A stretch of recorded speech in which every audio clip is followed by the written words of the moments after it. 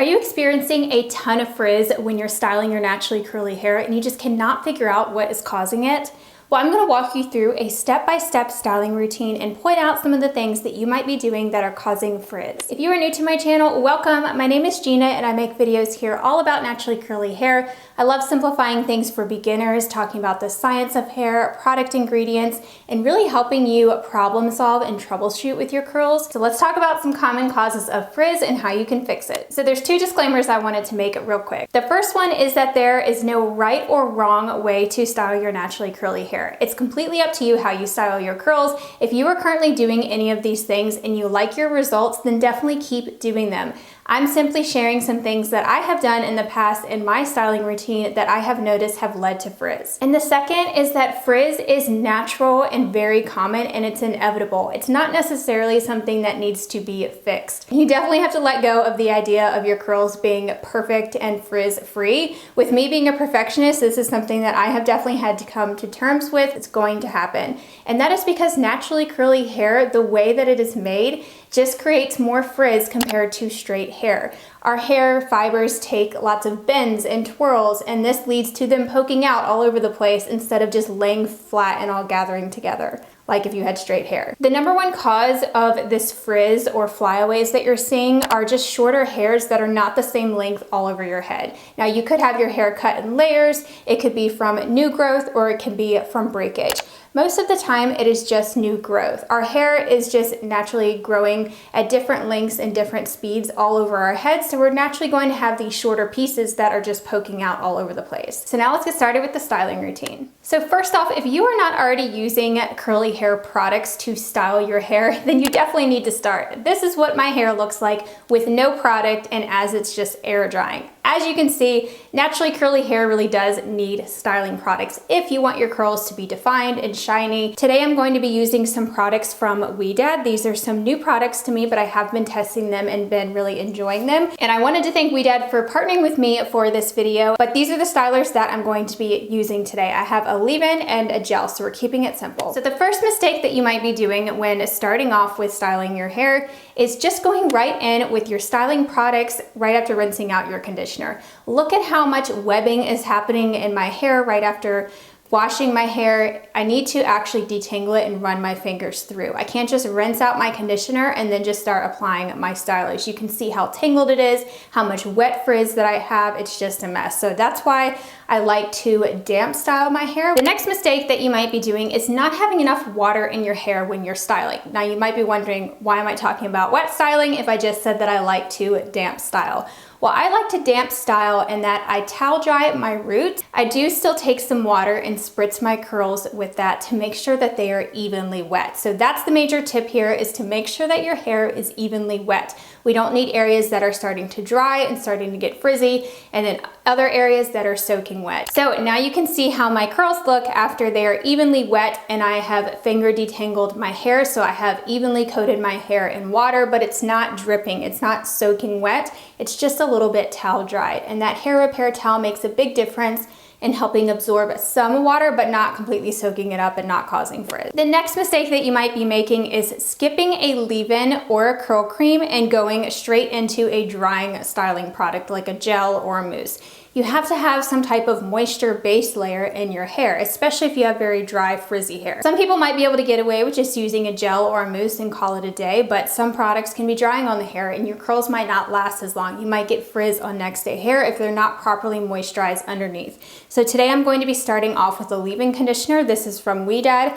It's the Curl Reboot Nourish and Strengthen Leave-In Mask. This says it provides a long-lasting hydration and restores your natural curl pattern. It hydrates the curls. It says it's great for thick and coarse curls, but it's very lightweight. You can see how liquidy and consistency this is. Thought it was very moisturizing. It's very softening on the hair. My curls felt softened instantly. And I do have some coarse areas in my hair, especially around top, that tend to get very frizzy. And this really softened them up and helped it feel more manageable. This also contains some humidity blocking ingredients in it, so this is going to be great at reducing frizz and humidity. The next mistake that you might be making is not using products that have film forming ingredients. These are usually film forming humectants or polyquats.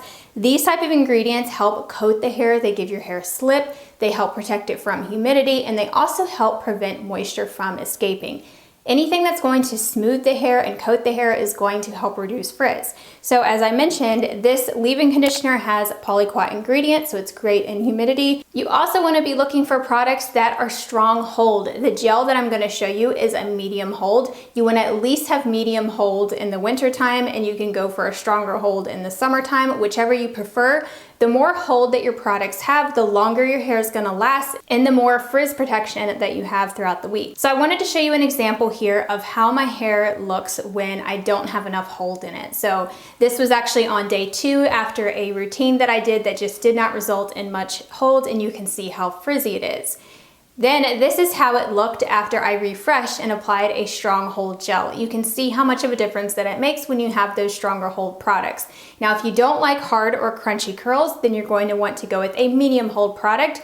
The gel I'm going to show you for this routine is a medium hold that you can layer up and get stronger hold with if that's what you want to go for. So for the gel, I used the Ouidad Coil Infusion Good Shape Defining Gel. This says it creates lasting curl definition and touchable hold while adding nourishment. It says it's perfect for tighter curls and coils. However, I think this is a pretty lightweight gel. It's very liquidy in consistency, so I think you could still use this if you had fine hair.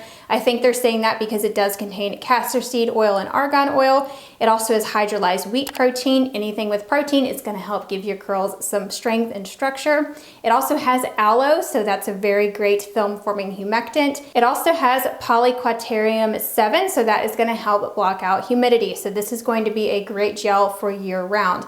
I think that this gel is very moisturizing, so between the lightweight leave-in and this, I definitely felt like I had enough moisture, which is surprising because my hair is very dry in the winter time, but this definitely gave me plenty of moisture. I love the consistency of this gel. It's very liquidy and slippery, just like my favorite Ouidad Advanced Climate Control Stronger Hold Gel that I rave about all the time. It's in the red bottle. That one works great if you have very damaged high porosity hair. If your hair really is frizzy in humidity, then that one's amazing. But this one is a great winter or fall option because it's a lighter hold than that gel in my opinion. So the next mistake that you might be making is not evenly applying your products and not evenly distributing your products. A brush can really be beneficial at making sure all of your hair is coated in the product. So every single hair strand has product on it to help reduce frizz. You want to be gentle with your hair. We're not causing breakage here as long as we're gentle and not tugging on the hair. You don't want anything that gives too much tension, so you don't want to use like a boar bristle brush or anything like that. Use something that can be used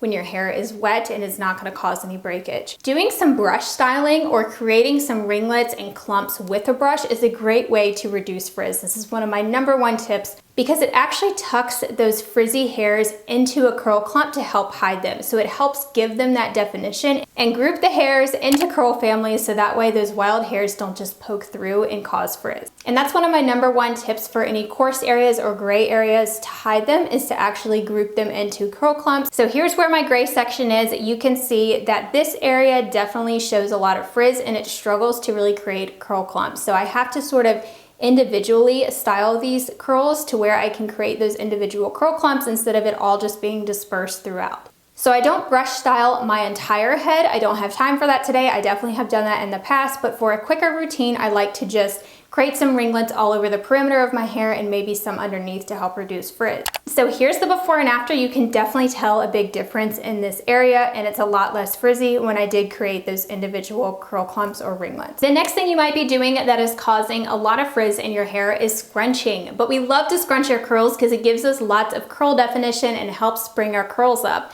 But there are ways that you can scrunch that won't cause frizz.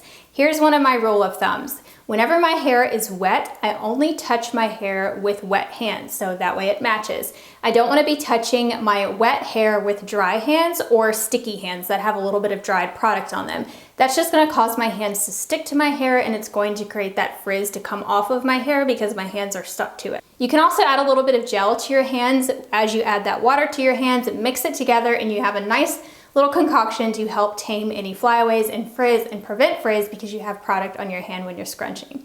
So now let's talk about root frizz. This is so common, especially with that new growth or breakage that we talked about. Those little hairs poke out all throughout underneath, and this is one of the most common causes of frizz, is just those little hairs at the root poking through. Now it's really inevitable and it's not that noticeable once your hair dries, but I will show you some tricks to tame some of that root frizz. You can take a little bit of your gel, mix with some water, and simply smooth over it. If you don't want your hair to get too flat, then you might want to do some fluffing at the end of your routine once it's dry, but doing this when it's wet can help tame some of that frizz. You can also pick up any individual curl clumps and just help kind of twirl or group those frizzy pieces into a curl clump. Another thing that you can do to reduce frizz when you are styling is try finger coiling. This is another way that you can sort of group those frizzy strands into a curl clump, and this can also help give you more definition, especially if you're transitioning your curls away from damage and trying to get more ringlets. This can help kind of encourage or train your curls to create that spiral. So now that I'm done styling, let's talk about how you might be causing some frizz when you are drying your hair. So here I stepped outside for not even 5 minutes to start to air dry my hair to show you what it does, and look how much frizz that my hair has. Especially if you go outside, there could be humidity outside, there could be wind. Look at the frizz just blowing everywhere. You can see how much more frizz that my hair starts to get when I go outside, or even if I just air dry inside. In my opinion, air drying leads to more frizz because our hair is moving around. It takes hours to dry, so we're kind of walking around with it, and that movement is just breaking up the curl cast as we go. Also, the gravity or the weight is just pulling your curls down, so you'll get less volume at the root and also less defined curls because of the weight. Also, you're probably more tempted to touch your hair when you air dry. Anytime you touch your hair when it's drying, it's definitely going to cause frizz. So I didn't even touch my hair here. This is just from standing outside. It wasn't even that windy. It was just a little bit breezy, and it's also not even humid today. And this is how frizzy that my hair gets. This is why I highly recommend diffusing. Now, if you can learn how to diffuse your curls in the right way, and if you have a good hair dryer, you won't get frizz from diffusing. The reason, in my opinion, that diffusing creates less frizz is because it sets the gel cast right away. The gel cast is that crunch that helps prevent frizz. But if you diffuse, you're setting it immediately, so the curl doesn't have time to actually frizz up, and the cuticle starts to lower and the moisture starts to come down, instead of it just kind of going all over the place and the cuticle staying open for a long time because it takes forever for our hair to air dry. I know a lot of you experience frizz from diffusing, but there are a lot of things that you can do to prevent that. One of them is hover diffusing. That's where you don't touch the dryer to your hair until it starts to set in that gel cast. Now, if you don't use a gel and you're just using a cream, I understand why you're getting frizz when you're diffusing, because that's gonna cause frizz. You have to have something that's gonna give your curls that cast. Also, my dryer doesn't get too hot. This is the Shark HyperAIR. It's my new favorite hair dryer because it doesn't get too hot. It dries my hair in about 10 minutes and I don't get any frizz from it. Maybe just a little bit, but like I said, frizz is inevitable. Also, when you are diffusing, don't be diffusing rigorously and scrunching really fast and just going crazy with it. You just want to be holding it in each section and then moving gently. You can even turn your dryer off as you switch to the next section and turn it back on. Some people like to do that to prevent frizz.